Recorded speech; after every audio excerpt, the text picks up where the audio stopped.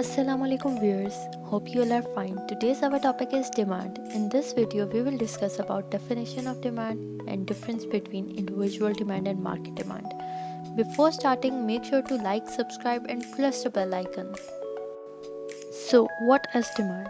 Demand means desire to purchase a commodity for which consumer has power to purchase. Demand से मुराद ऐसी ख्वाहिश या इरादा है जिसे पूरा करने के लिए इंसान के पास क़ुव्वत ख़रीद यानी परचेजिंग पावर मौजूद हो।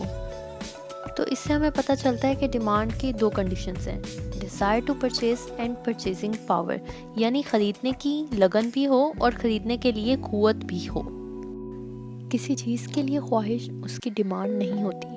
मसलन एक गरीब आदमी ख्वाहिश करे कि उसे गाड़ी चाहिए, तो ये गाड़ी की डिमांड नहीं हुई क्योंकि उसके पास गाड़ी ख़रीदने के लिए पैसे नहीं हैं। किसी भी चीज़ की डिमांड एक सर्टेन प्राइस से जुड़ी होती है, इसीलिए डिमांड को प्राइस के बगैर एक्सप्लेन नहीं किया जा सकता। अब आती है individual demand. Individual demand means the quantity of a commodity which a consumer is ready to purchase at different prices. मतलब डिफरेंट प्राइसेस पे एक कमोडिटी की जितनी क्वांटिटी एक कंज्यूमर ख़रीदने के लिए तैयार हो, विलिंग हो, उसे इंडिविजुअल डिमांड कहेंगे। अब हम इंडिविजुअल डिमांड को टेबल और ग्राफ से रिप्रेजेंट करेंगे। सो एग्जांपल लेते हैं। इस टेबल में दो कॉलम्स हैं, राइस पर केजी और क्वांटिटी डिमांडेड। इसमें नज़र आ रहा है कि एक कंज्यूमर ने 4 केजी राइस ख़रीदे 8 रुपीज़ पर केजी के हिसाब से। जब प्राइस 6 रुपीज़ पर केजी हो गई तो उसने 6 केजी ख़रीद लिए। अब प्राइस मज़ीद गिर के 4 रुपीज़ पर केजी हो गई है, तो उसने 8 केजी राइस खरीद लिए। मतलब प्राइस के कम होने से क्वांटिटी डिमांडेड बढ़ जाती है। इसका मतलब है decrease in price cause and increase in demand. इसके डायग्राम में एक्स एक्सिस पे डिमांड पर केजीज और वाई एक्सिस पे प्राइस पर केजीज दी गई है। जब प्राइस 8 थी तो डिमांड 4 थी, पॉइंट ए बन गया। जब प्राइस 6 थी तो डिमांड 6 थी, इस तरह पॉइंट बी आ गया। और जब प्राइस फॉल करके 4 हो गई तो क्वांटिटी डिमांडेड बढ़ के 8 हो गई। इस तरह ए बी सी पॉइंट्स को मिला देंगे तो हमारे पास क्वांटिटी डिमांडेड का कर्व आ जाएगा, जिसे हम डिमांड कर्व कहते हैं। अब हम बात करते हैं मार्केट डिमांड की। Total demand of all consumers in the market at various prices is called market demand. यानी एक मार्केट में जितने भी कंज्यूमर्स हैं उन सबकी डिमांड को प्लस कर लें तो हमारे पास मार्केट डिमांड आ जाती है। अब मार्केट डिमांड को टेबल और कर्व की मदद से देखते हैं।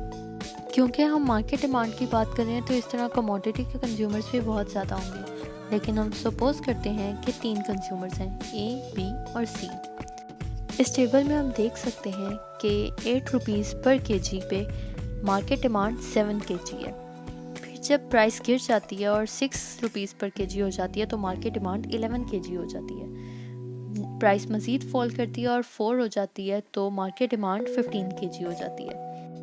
डायग्राम में डिमांड एक्स एक्सिस पे किलो में मैयर की गई है और प्राइस रुपीज़ में वाई एक्सिस पे। 8 रुपीज़ पे 7 किलो मार्केट डिमांड है, इससे हमें पॉइंट ए मिलता है। 6 रुपीज़ पे 11 किलो मार्केट डिमांड हो जाती है और पॉइंट बी आ जाता है। फिर जब प्राइस गिर के 4 रुपीज़ पर केजी हो जाती है तो मार्केट डिमांड 15 किलो हो जाती है और पॉइंट सी आ जाता है। इन पॉइंट्स को मिलाएं तो market demand curve D M मिल जाता है। बस इसमें एक बात का ख्याल रखना है कि कंज्यूमर ए, बी और सी की डिमांड को ऐड करके ही हमें मार्केट डिमांड कर्व मिलेगा। So viewers, make sure to like, subscribe and share the video. Contact me on my Instagram at era_of_martin. Must you comment and tell me which topics you want me to explain. For now, take care. Allah Hafiz.